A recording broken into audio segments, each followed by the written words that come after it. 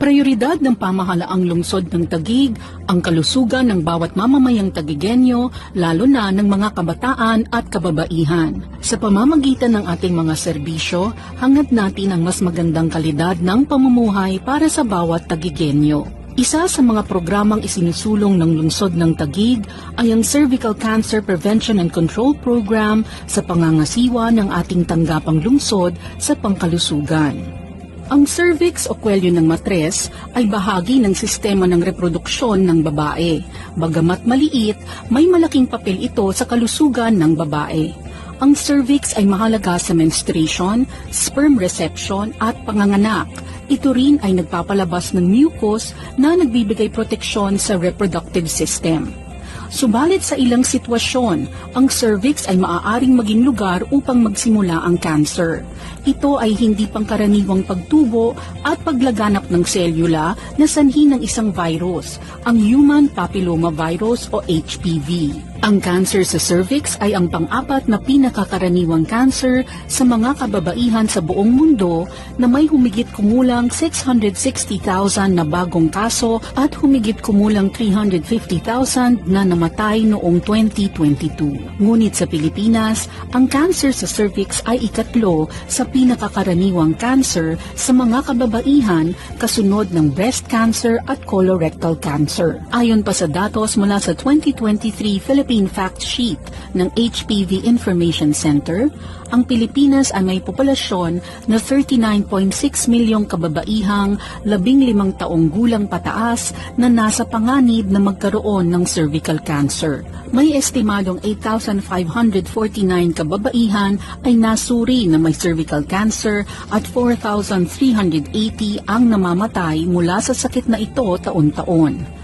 Ang mga numerong ito ay nagpapakita ng pangangailangan ng mga programa para sa pagpigil at pagkontrol ng cancer sa cervix, pati na rin ang pangangailangan ng kaalaman at kamalayan tungkol sa sakit na ito sa komunidad.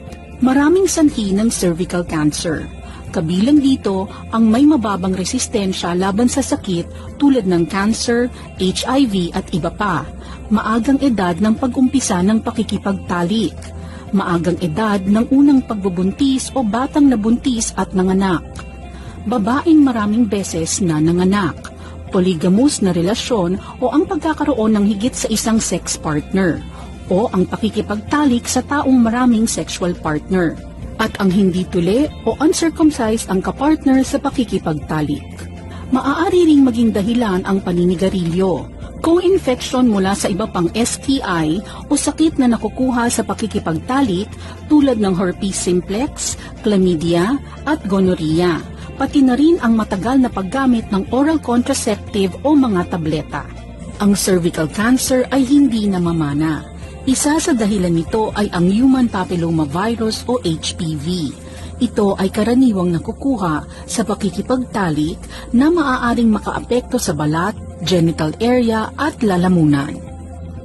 Ang mga palatandaan at sintomas ng cancer sa cervix ay ang sumusunod: di pangkaraniwang pagdurugo sa puwerta o ari, kirot o sakit sa pakikipagtalik, pagdurugo matapos ang pakikipagtalik, kirot sa pelvis, sakit sa babang bahagi ng likod, paghihirap sa pag-ihi, sakit sa ibang bahagi ng tiyan o puson, pamamaga ng mga binti, hindi pangkaraniwang vaginal discharge at hindi maipaliwanag na biglaang pagbaba ng timbang. Maiiwasan ang cervical cancer sa pamamagitan ng malusog na pamumuhay. Kabilang dito ang pagpapaliban o ang pagde-delay ng unang pakikipagtalik o sex debut. Ang pag-iwas sa pagkakaroon ng maraming partners sa pakikipagtalik o sex partners. Ang pagtigil ng paninigarilyo. Ang pagkakaroon ng wastong dieta at nutrisyon at regular na pag-ehersisyo. Mas maganda rin ang pagpapabakuna laban sa Human Papillomavirus o HPV. Ang HPV vaccination ay inirerekomenda sa male and female adolescents na may edad 10 to 14 years old.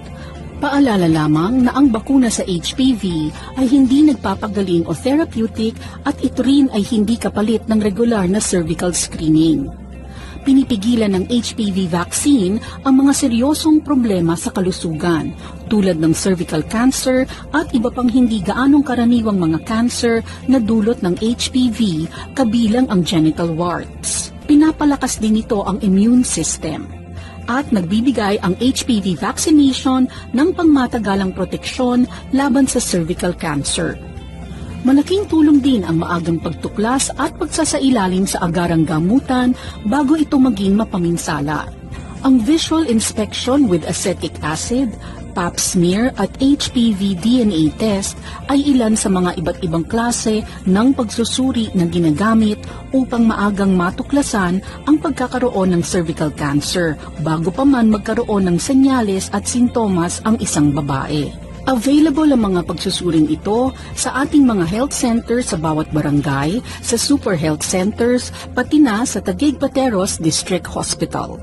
Kinakailangang maiwasan ang paglala ng sakit at karagdagang mga komplikasyon nito. Ang maagang gamutan para sa mga nakitaan ng positibong resulta sa screening na magbabadyang pagsimula ng cancer ay malaking tulong din upang maiwasan ang cervical cancer. Ang cryotherapy at thermal ablation ay ilan sa mga procedures na ito na maaaring makuha sa ating lungsod. Maraming paraan ang gamutan sa cervical cancer. May chemoradiation na isinasagawa pagkatapos ng diagnosis ng invasive cervical cancer na isinasailalim sa biopsy. Ang surgery naman ay isinasagawa sa mga piling mga kaso ng cervical cancer na nasa stage IA1 hanggang stage 2A1. May tinatawag namang palliation o ang pagtulong sa isang pasyente na maging mas komportable at mapabuti ang kalidad ng buhay ngunit hindi gumagaling sa sakit. Mahalaga rito ang pagbibigay ng psychological support, pain relief drugs, routine care services, kasama na ang pangangalaga ng personal hygiene. Hinihikayat natin ang bawat isa na magpa-screen sa pinakamalapit na health center, super health center at Taguig Pateros District Hospital upang sama-sama nating mapigilan ang paglaganap ng cervical cancer sa ating lungsod. Sa pamamagitan ng Cervical Cancer Prevention and Control Program, ang lungsod ay nagbibigay ng maayos na pangangalaga at impormasyon upang maiwasan ang sakit na ito at mapanatili ang kalusugan ng mga taga-Taguig.